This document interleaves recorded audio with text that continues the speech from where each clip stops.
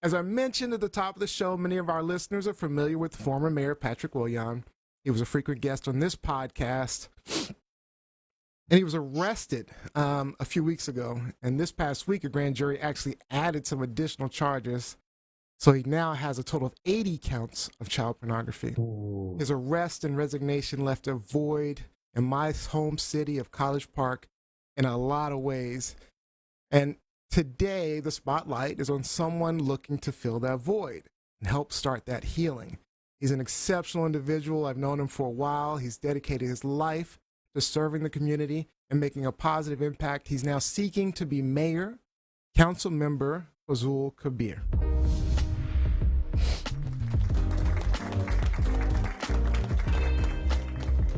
Hey, Fazlul, welcome to the show. How are you? Pretty good. Thanks for having me. Thank you Happy for to be here. joining us. Very happy to have you. It's a thrill. So let me introduce you to Fazlul. He's a Bangladeshi American community leader, activist, and advocate for environmentalism, sustainability, and social justice. He has deep roots in College Park, Maryland, and has spent years working tirelessly to build a more equitable, inclusive, and prosperous city for all the residents. He's been an active member of the College Park City Council since 2011 and has earned a reputation as a champion of forward-thinking causes and a tireless advocate for the underrepresented. He also helps run and manage a local community garden, which I love. Now he's taking his passion and experience to the next level as he runs for mayor.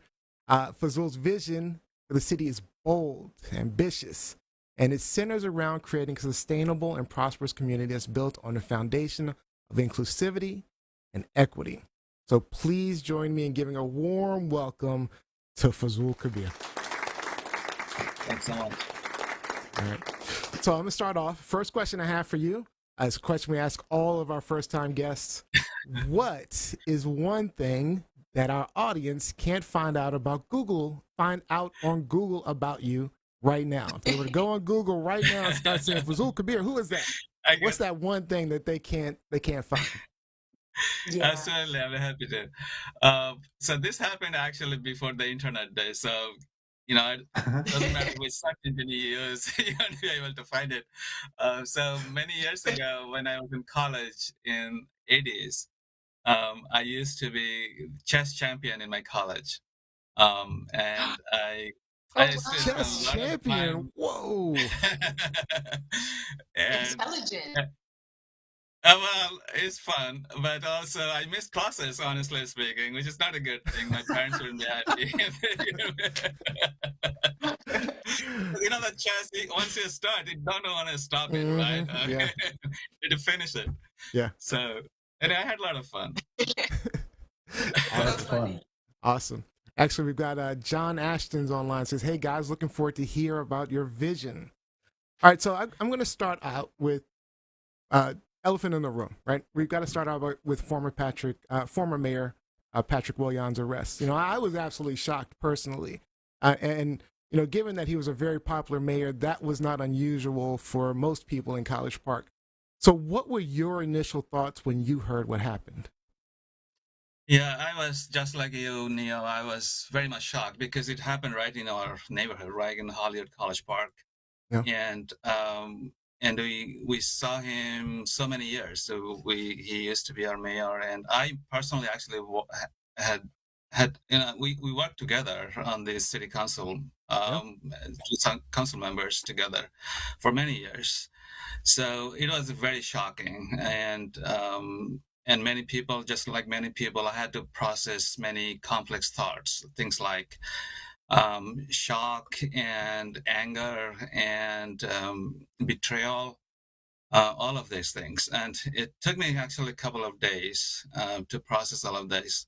And especially what actually happened, the allegations are related to minors and children. And, we're the ones who are elected. People expect us to protect them, to advocate for them, advocate for the families. And when they see us, even allegation-wise, see us completely different, then they're shocked. It's very shocking. So it was very difficult.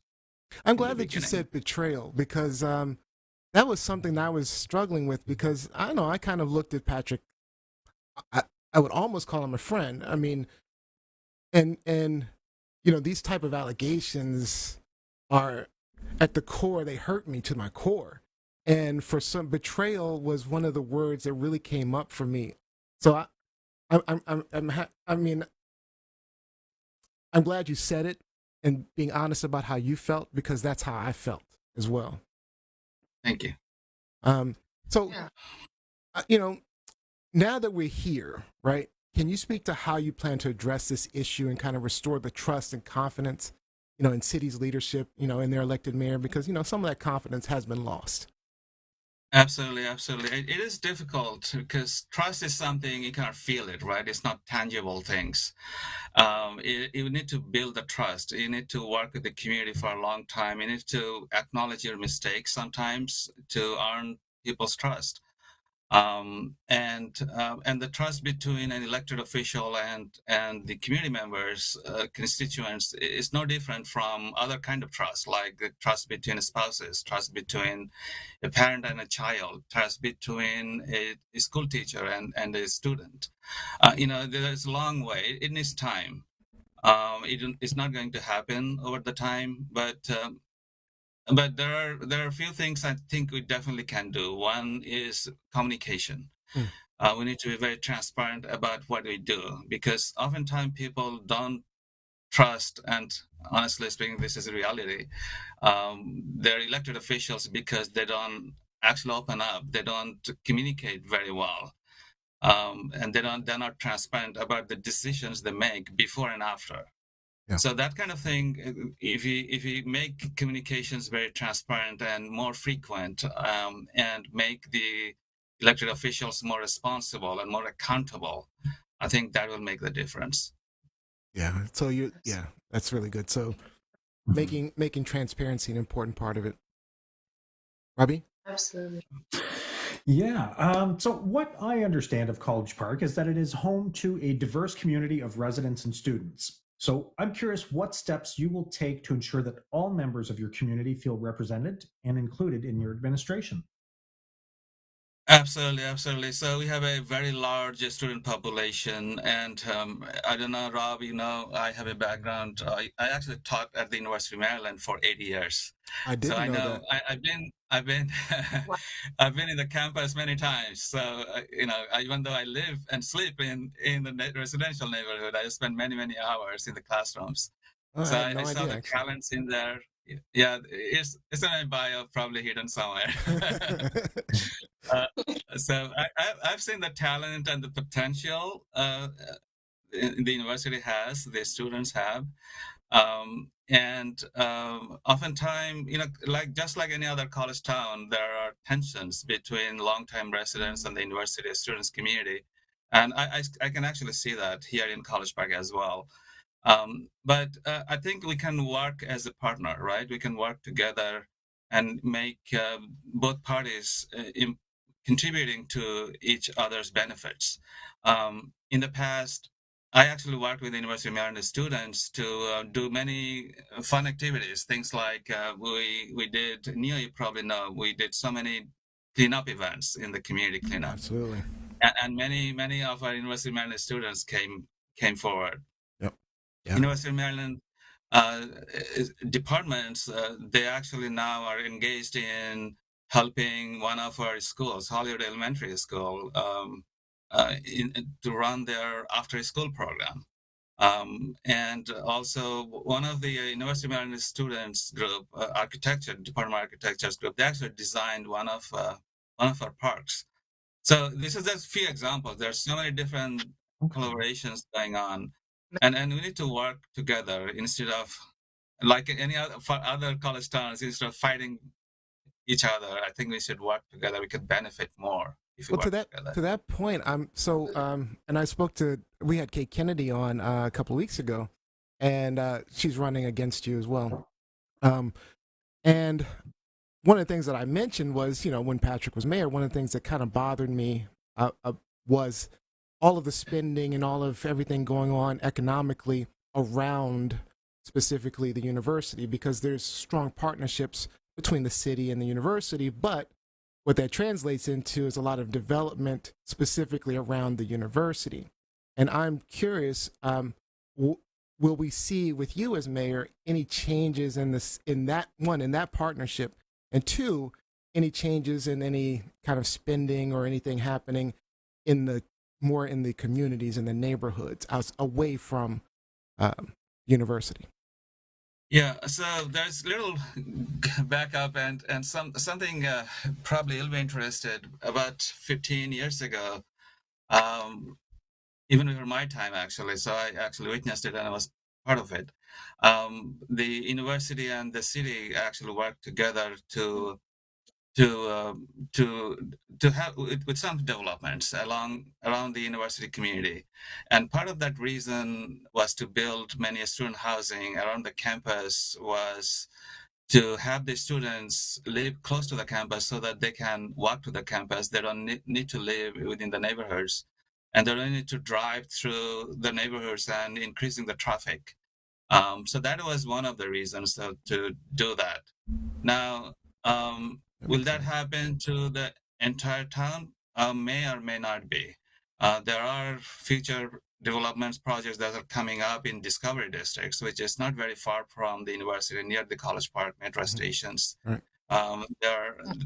Those are fantastic developments. But on the other hand, I like to mention that development is not a bad thing necessarily, as long as they don't negatively impact the surrounding community. So we need to have a balance between those two. Yeah, well. and I agree with you. I mean, I don't have anything against the development.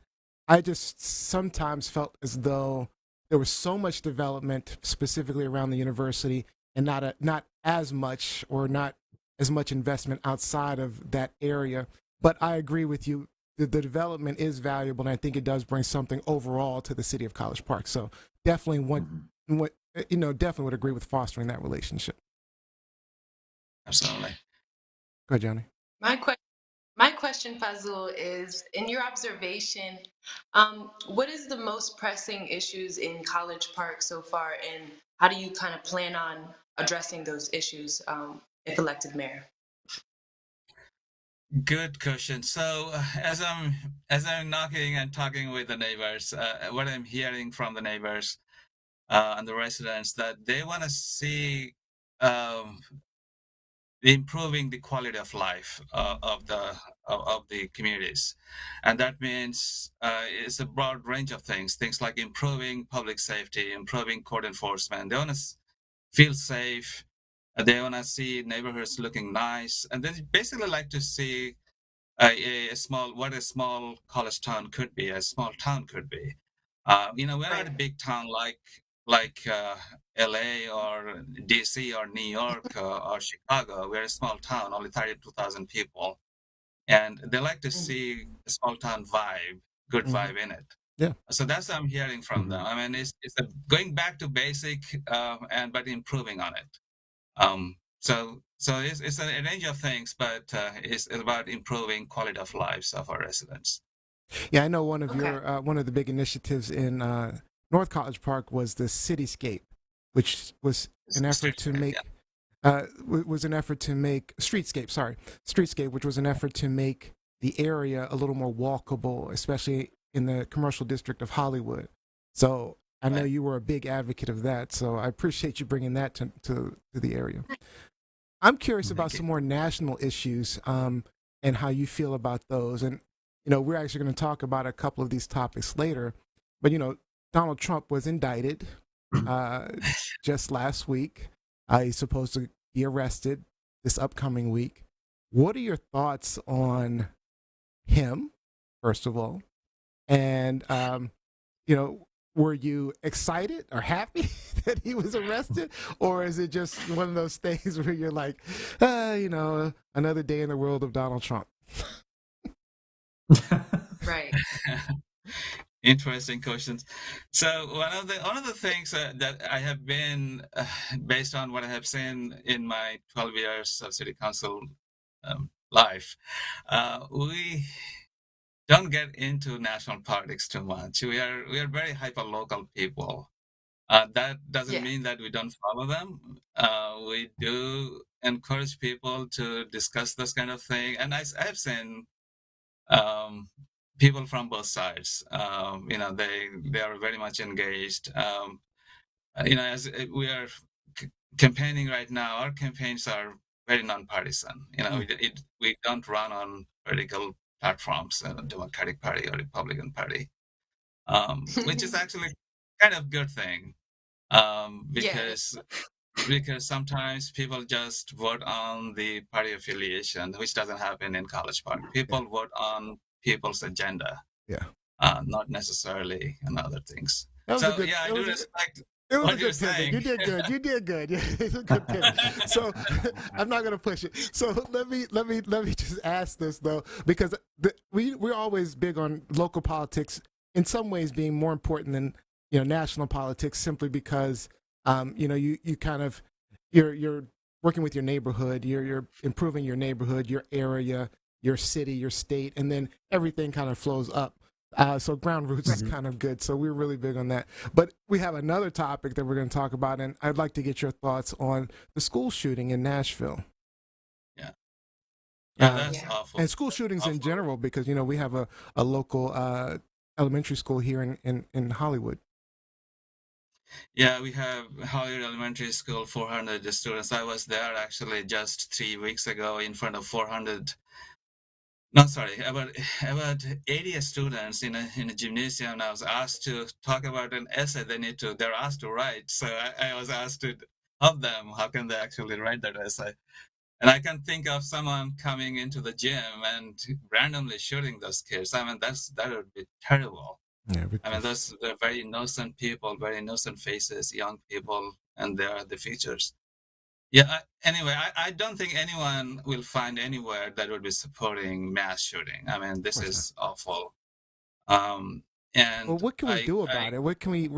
How can we solve this issue? Yeah. I mean, is there anything we can do locally, or you can do locally as a mayor, that to kind of ensure that this doesn't happen?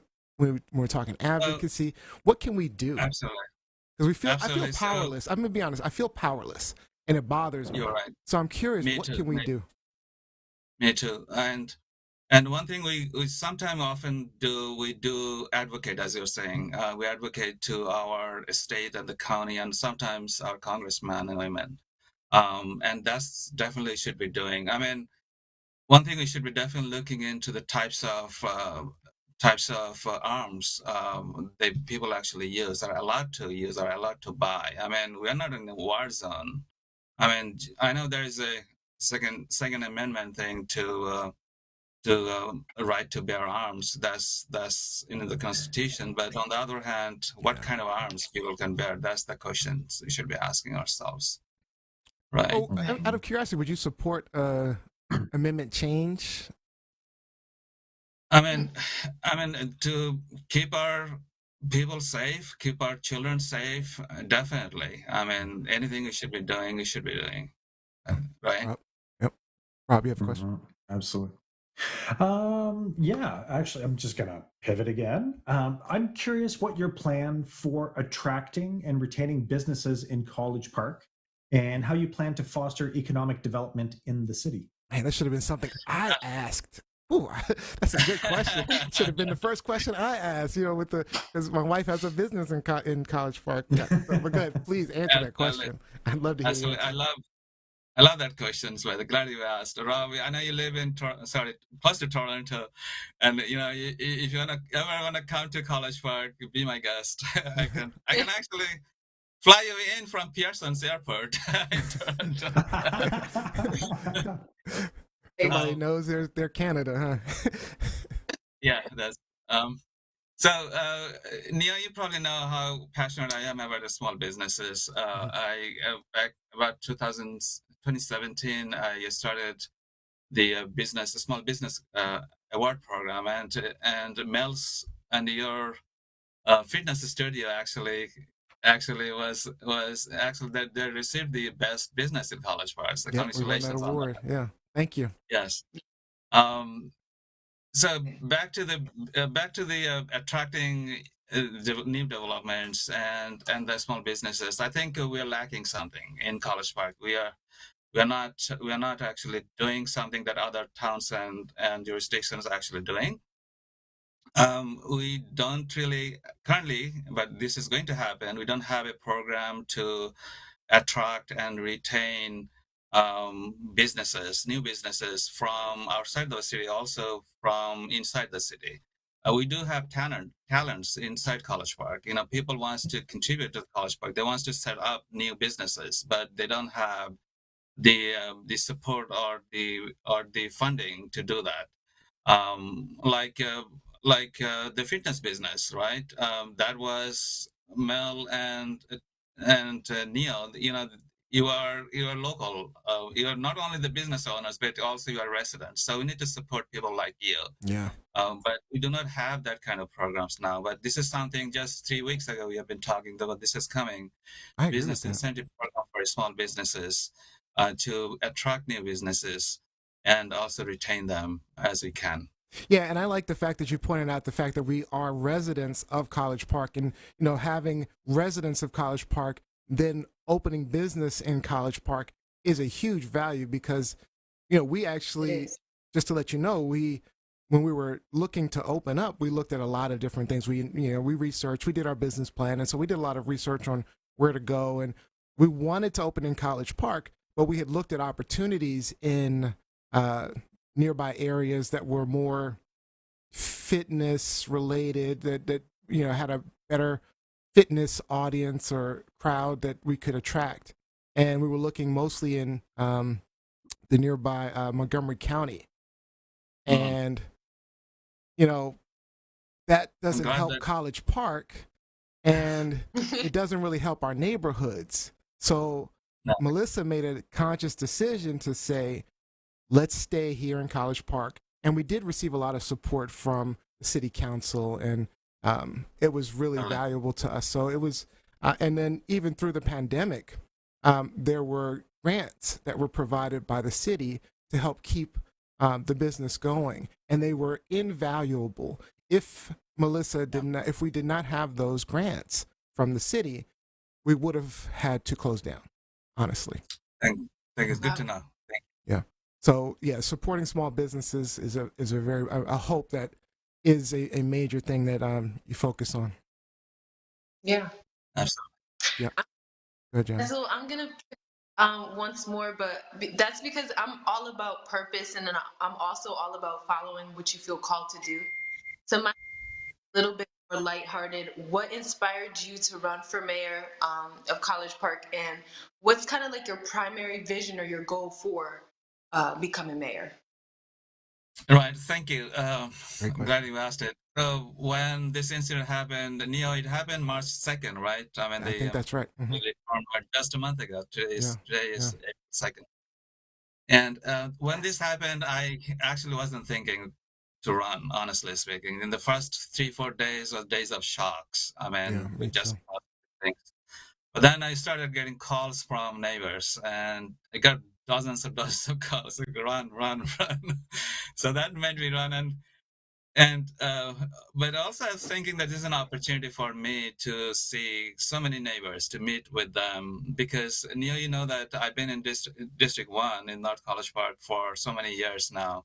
I've been campaigning here, but I never had a chance to meet other neighbors in other 3 districts throughout the city. So I'm really enjoying every moment of it. So that's one of the reasons I'm running. But to answer your question, what would be my first goal if I get elected?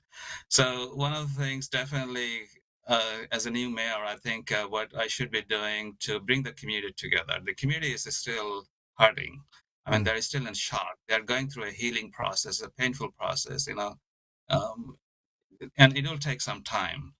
But as a leader of the community, I think we have a job to take this community from this healing process into a state of stronger position. Because we are a strong community and we'll come out very strong. What happened is just by one individual, but we are a community of 32,000 people. So we're stronger than that. So we'll come out very strong and resilient in the end. Yeah. So Yeah. there's a question online from Jacqueline Robinson, and she says, "How does your platform differ from your opponents?" And I know that you're up against Kate Kennedy, who we had 2 weeks ago, and then you're Denise Mitchell, who we're trying to get on this show as well. And are there any other candidates at this point? So far, three of us, but you never know. The deadline of the submission of the paper is April 5th, so there could be more. There could be more in a couple of days. So I'm curious how I mean, I know all three of you guys, and I'm curious what makes you different than Kate and Denise. I'm glad you asked this question. Great question, morning, Jacqueline. I was standing on Lackawanna Street, and a couple actually asked exactly the same question. So one of the things I just point out two things. Like I'm a hyper local guy. You know me. Yes. I really love to work with the community. Yes. Love to be in touch with the community, getting their inputs and getting things done. I'm not like a armchair activist or that kind of stuff. I love sneakers than armchairs, right? So I like to talk to the people and get their input and getting things solved. I'm an action oriented person. So you'll see me very active, whether in person on the streets, on your beautiful lawn, or on the streets, or on social media, anywhere. You'll be seeing, as you see now. That's the reason I'm blogging every day, because I want to like that connection and make the connection. So that's one difference. Actually, I feel passionate about that. I'll be doing definitely more. The other things I'll be bringing is the transparency. Everything happens in the city council. Every decision is made. I'll definitely like to bring this up and get community's input more and more, because it is important that to get the community's input because they're the taxpayers, citizens, and it is important for us to spend their tax dollars the way they want us to spend, right? So these are the two things that you will see the difference. I'm not saying my other colleagues will not be doing anything. I have a lot of respect for them. I'm sure they have strengths, but these are the two things I feel passionate about. Let's be positive that way. Okay, I love that. I love that. Unfortunately, we are out of time, so we're running short on time. So let me just ask you. So what message do you have for the residents of College Park? What do you want to leave the residents with? What do you want to leave our audience with? And what do you hope to accomplish if elected mayor? And then also let them know how they can support you. I know you have kabircares.org, but just kind of give us an idea, just final message, if you don't mind. Thank you. So on May 6th, I think our residents have an opportunity, a choice to make, and that choice would be if the next mayor of College Park would be working hard to improve the quality of life their neighborhoods and their communities, and they will be bringing more transparencies and more accountability from the city government to them, and to build the trust. And there is a lack of trust right now. And to grow the city responsibly, because we need to grow the city, because we need to have a larger tax base so that it can roll out more programs and amenities and services for our residents. We definitely do not like to raise taxes from our residents. So we like to generate revenues in other ways from responsible, smart development. So that is something I'll definitely be working on. If you want to support me, again, you already mentioned kabircares.org. This is the blog site. I've been writing since 2009. There are now 48 or 100 posts maybe. Yeah. So every day I write about it. Please go and check. And there are links how to volunteer, how to donate to the campaign. And we'll make it happen together. It's a great site too. It's very valuable in terms of keeping me up to date on what's happening locally. So it's almost like a news blog. It's actually pretty awesome. All right, Fazlul, I thank you so much for joining us and spending this time with us. I wish you the best of luck as well. So you're a fantastic candidate, and I'm glad that you chose to run. So thank you so much. Thank you. I appreciate it. Thanks for having me. Thank you.